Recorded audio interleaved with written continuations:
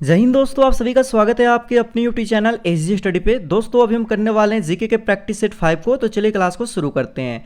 सबसे पहला सवाल आप लोग के सामने यहाँ पर है कि 26 जनवरी 2023 को कितने कर्मियों को विशिष्ट सेवा के लिए राष्ट्रपति के अग्निशमन सेवा पदक से सम्मानित किया गया। ठीक है, इसका जो राइट आंसर हो जाएगा दोस्तों ऑप्शन नंबर सी हो जाएगा। 26 जनवरी 2023 को 47 लोगों को राष्ट्रपति के अग्निशमन सेवा पदक से सम्मानित किया गया था।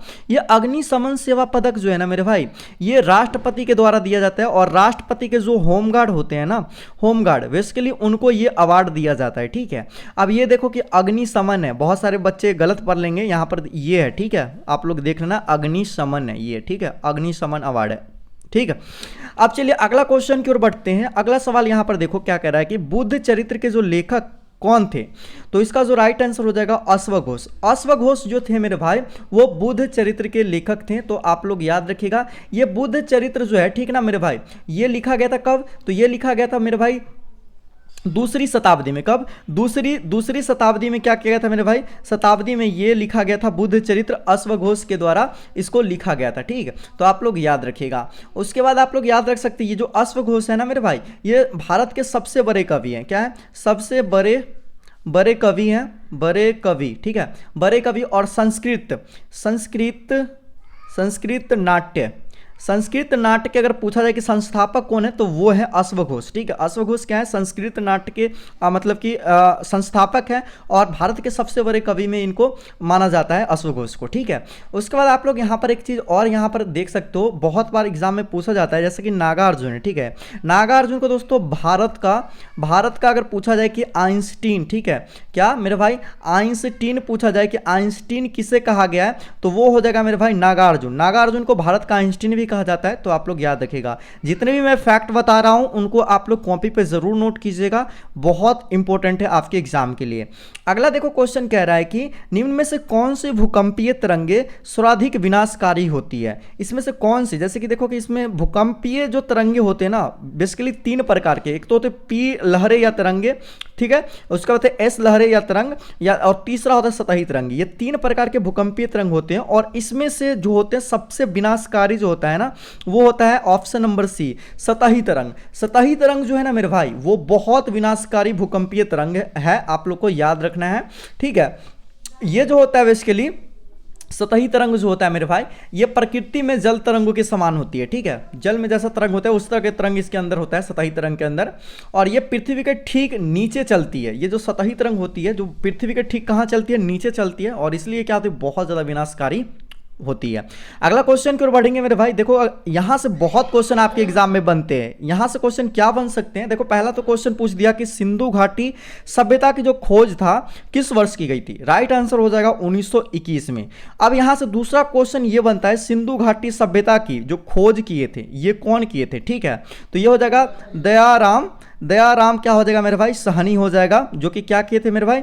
क्या किए थे? सिंधु घाटी सभ्यता की खोज किए थे। आप लोग याद रखिएगा, बहुत इंपॉर्टेंट है। इसके अलावा आप लोग और याद रख सकते हैं। ठीक है, सिंधु घाटी सभ्यता को हड़प्पा सभ्यता भी कहते हैं। क्या कहते हैं इसको? सिंधु घाटी सभ्यता को क्या कहते हैं मेरे भाई? हड़प्पा सभ्यता भी इसी को कहते हैं, हड़प्पा सभ्यता कहते हैं, याद रखिएगा सभ्यता। और इसका भी खोज 1921 में ही हुआ था, आप लोग याद रखिएगा। ठीक है, तो ये इंपॉर्टेंट क्वेश्चन सिंधु घाटी सभ्यता से आप लोग को याद रखना है। अगर खोज पूछा तो कौन किया ये जरूर याद रखिएगा, दयाराम सहनी, ये बिल्कुल नहीं भूलना है। ठीक है आप लोग को। अगला चलते हैं, अगला क्वेश्चन की ओर बढ़ते हैं। अगला क्वेश्चन देखो कि एंग्लो वैदिक कॉलेज की जो स्थापना था वो कौन किए थे। इसका जो राइट आंसर हो जाएगा दोस्तों ऑप्शन नंबर हो जाएगा बी हो जाएगा, लाला हंसराज।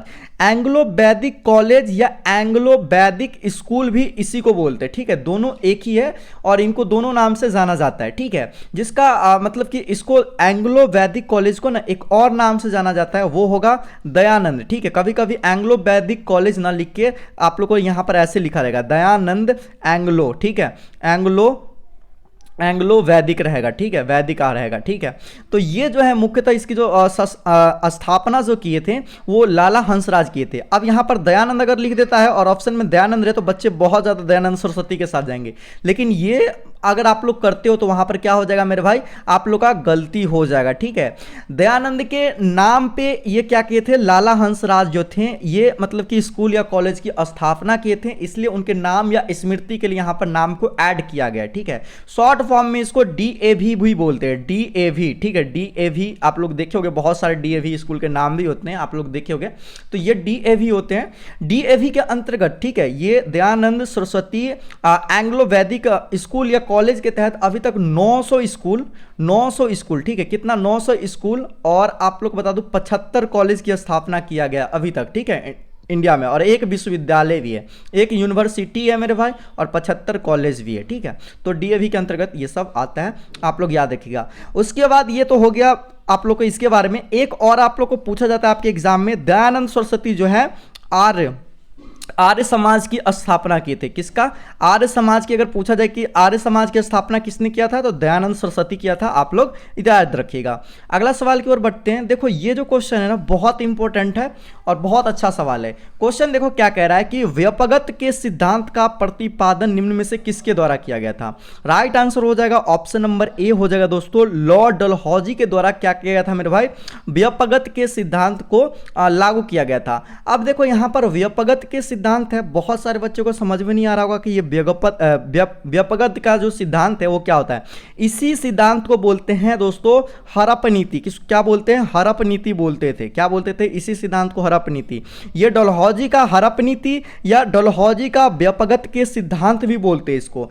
हड़प नीति क्या होता था बेसिकली आप लोग समझिएगा, हड़प नीति आई थी, इसमें क्या करते थे, लॉर्ड डलहौजी जो थे भारत में जब मतलब कि शासन था, ब्रिटिश शासन, तो उस समय क्या होता था आप लोग को पता होगा मेरे भाई, वहां पर आप लोग को पता होगा कि राजा होता था, ठीक है, सम्राट होता था, वहां का शासक होता था, ठीक है। तो किसी राज्य में अगर वहां पर राज है और ठीक है वहां पर कोई शासक है, ठीक है, समझ जाओ कि शासक है, ठीक है, शासक है, और शासक मर गया और उसका कोई बेटा नहीं है, उसका कोई बेटा नहीं, क्योंकि शासक के मरने के बाद कौन होता था, उसका बेटा ही तो उत्तराधिकारी होता था ना, उस राज्य का उत्तराधिकारी कौन होगा, उसका बेटा ही होगा ना। तो अगर शासक का बेटा नहीं है तो उस राज्य को क्या कर लेगा मेरे भाई, ये लॉर्ड डलहौजी क्या करता था, उसको हड़प लेते थे कि वो राज्य अब क्या हो गया, ब्रिटिश का हो गया, वो राज्य अंग्रेजों का हो गया, अब उस राज्य पे यहां पर कोई दूसरा शासक नहीं बन सकता। या शासक का पहले बेटा नहीं होता था तो क्या करते थे, वो बेटा को ले लेते थे, दूसरे से क्या करते थे, बेटा को ले लेते थे। लेकिन यहां पर यह हड़प नीति के अंतर्गत था कि आप कोई दूसरा बेटा भी नहीं ले सकते। अगर आपका बेटा नहीं है तो आप दूसरा बेटा भी नहीं ले सकते हैं, और आपके मरने के बाद वो राज्य में कोई उत्तराधिकारी नहीं बन सकता, और उसके बाद वो राज्य क्या हो जाएगा, अंग्रेजों के अधीन हो जाएगा। इसी को बोलते हैं हड़प नीति या व्यपगत के सिद्धांत। पूरा अच्छे तरीके से समझे होंगे, कोई दिक्कत नहीं हुआ होगा आप लोग को, ठीक है। अब आप लोग को बताना है कि 1857 के क्रांति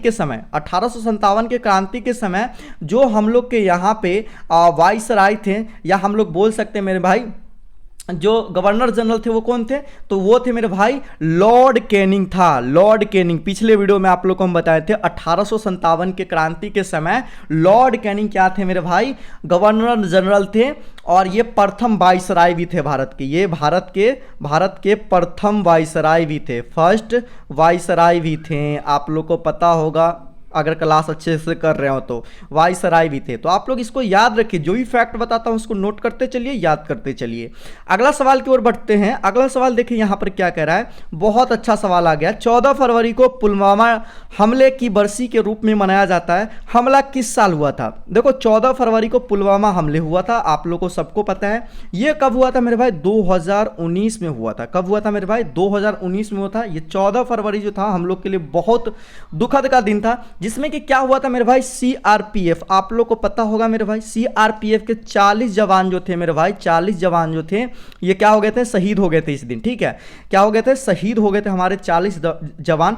और ये कब हुआ था, 14 फरवरी 2019 को। और यही क्वेश्चन पूछा गया है कि ये जो हमला था वो कौन था, पुलवामा हमला था, और इसी को बरसी के रूप में कब मनाया जाता है, 2019 को मनाया जाता है। तो आप लोग याद रखिएगा, बहुत इंपॉर्टेंट है। अब बात आ गई यहां पर सीआरपीएफ की, तो हम लोग बात कर लेते थोड़ा सा यहां पर सीआरपीएफ के बारे में। सबसे पहले आप लोग से पूछा जाएगा सीआरपीएफ का फुल फॉर्म क्या होता है मेरे भाई, क्या हो जाएगा, सेंट्रल रिजर्व, ठीक है, रिजर्व पुलिस फोर्स। क्या हो जाएगा, पुलिस फोर्स हो जाएगा इसका फुल फॉर्म, ठीक है। सीआरपीएफ का ये फुल फॉर्म होता है। उसके अलावा यहाँ पर अगर आप लोग देखा जाए, अगर आपसे पूछे जाए कि सीआरपीएफ का हेड क्वार्टर कहाँ है मेरे भाई, तो हेड क्वार्टर कहाँ है, दिल्ली में है। कहाँ है, दिल्ली में है, आप लोग याद रखिएगा, ठीक है। उसके बाद आप लोग से एक और क्वेश्चन बनेगा, इसको फटाफट से आप लोग नोट कर लीजिए, इसको हटा रहा हूं मैं।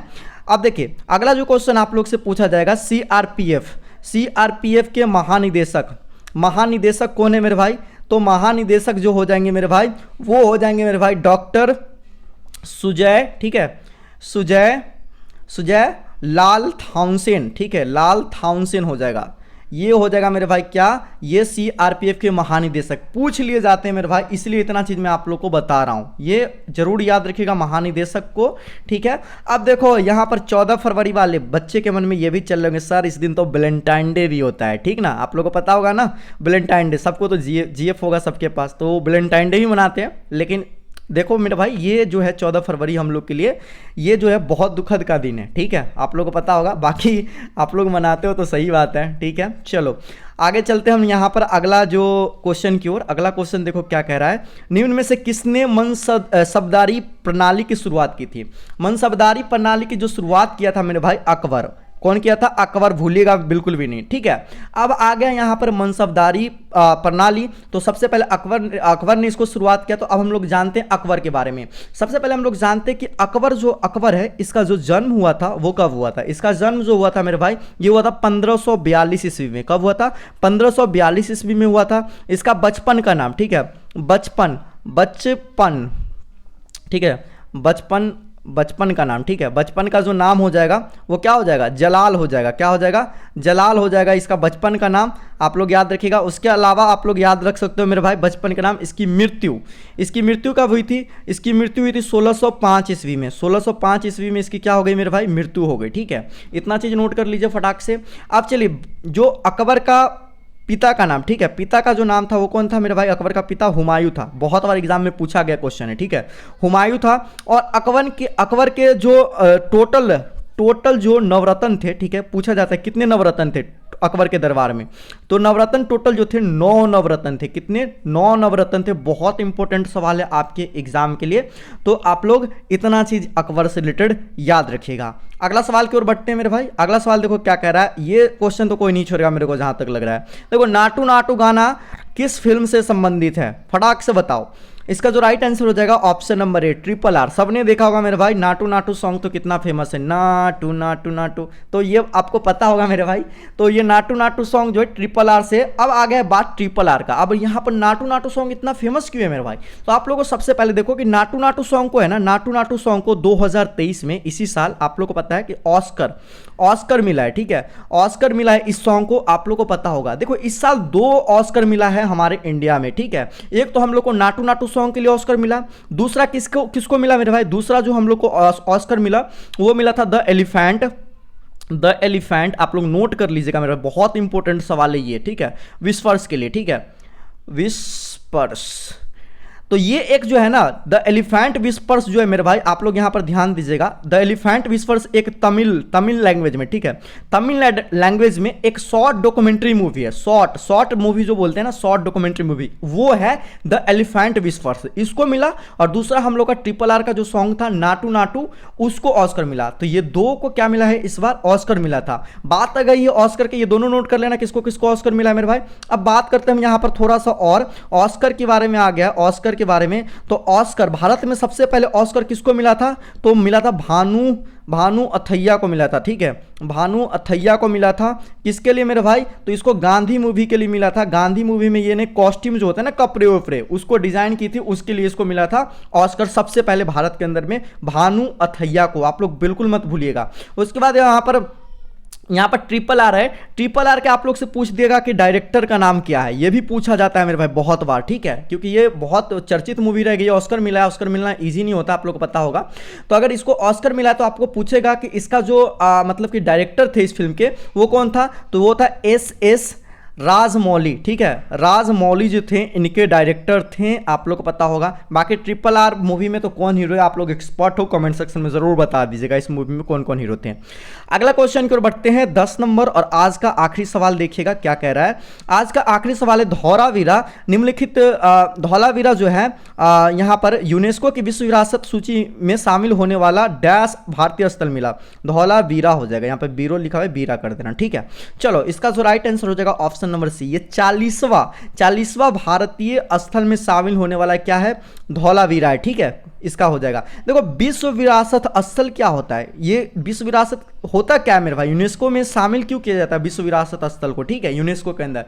देखो यूनेस्को जो है ना वैसे चीज को शामिल करता है विश्व विरासत के अंदर में, वैसे चीज को जो कि मतलब बहुत ही मतलब कि फेमस हो, ठीक है, वहां पर इसको शामिल करना ये है, इसके अंदर शामिल हो गया तो एक तरह से वो पर्यटक स्थल हो गया, वहां पर लोग आएंगे घूमेंगे, जिससे कि क्या होगा मेरे भाई, मतलब कि पैसे वैसे ये सब चीज तो होगा ही मेरे भाई, भारत के अंदर में अगर जब घूमने आएंगे तो ये सब चीज के लिए इसको शामिल किया जाता है और फेमस बनाने के लिए एक तरह से हम बोल सकते हैं, ठीक है। ये धौलावीरा आप लोग से पूछा जाएगा मेरे भाई, ये जो है ना हड़प्पा सभ्यता का एक बोल सकते हैं, सिंधु घाटी सभ्यता का एक बहुत ही चर्चित जगह है धौलावीरा, जो कि हम लोग के इंडिया में गुजरात राज्य में, ठीक, कहाँ है, गुजरात में, ठीक है। अगर आपसे पूछा जाए, ठीक है, यूनेस्को विश्व विरासत सूची में टोटल कितने मतलब कि शामिल है, ठीक है, कितने शामिल है मेरे भाई स्थल, भारतीय स्थल कितने शामिल है टोटल, तो अभी हो गया 42, कितने हो गए टोटल पूछा जाए तो 42 स्थल शामिल हो गए अभी 2023 में ही मेरे भाई क्या हुए हैं मेरे भाई, अभी जो 2 स्थल को और शामिल किया गया, एक 41वां बना है, एक 42वां बना है। 41वां हम लोग का शांति निकेतन, क्या शांति निकेतन को शामिल किया गया है, जो कि कोलकाता में आप लोग को पता होगा, वेस्ट बंगाल में है। दूसरा हम लोग का शामिल किया गया है मेरे भाई होयसला, ठीक है, होयसला मंदिर को शामिल किया गया है, होयसला मंदिर, ये जो हम लोग का है कहाँ है मेरे भाई, कर्नाटक में है, कर्नाटक में है। तो आप लोग को पता चल गया 41वां 42वां भी टोटल पूछा जाए कि भारत में टोटल विश्व विरासत की सूची जो है टोटल कितना है, यूनेस्को की विश्व विरासत की टोटल कितनी सूची है यहाँ पर, तो 42 ऐसे जगह है ना जिनको कि विश्व विरासत सूची के अंदर में शामिल किया गया है, जिसमें लेटेस्ट अभी शांति निकेतन वेस्ट बंगाल और होयसला मंदिर कर्नाटक का सबसे ये लास्ट अभी 42वां तक ही मिला है मान्यता, ठीक है, ये लास्ट हमारा हो जाएगा होयसला मंदिर। तो टोटल जो हो गए 42 हो गए। तो आज के ये क्लास आप लोगों को कैसा लगा कमेंट में जरूर बताइएगा, आपका फीडबैक हमें बहुत मोटिवेट करता है आगे वीडियो बनाने में, तो जरूर बताइएगा। इसका PDF आप लोगों को टेलीग्राम पे मिल जाएगा, लिंक का डिस्क्रिप्शन बॉक्स में दिया हूँ, या टेलीग्राम पे सर्च कीजिएगा SG स्टडी और ज्वाइन हो जाएगा, ठीक है, सर्च करके, अगर वहाँ से लिंक से ज्वाइन नहीं हो पाते हो तो, और PDF मिल जाएगा। इस वीडियो को शेयर कीजिए। बाकी मिलते हैं हम एक और नेक्स्ट क्लास में, आप लोग को ऐसी मज़ेदार क्लास लेकर आएंगे, ठीक है। मिलते हैं दोस्तों न्यू वीडियो में, तब तक के लिए जय हिंद, वंदे मातरम।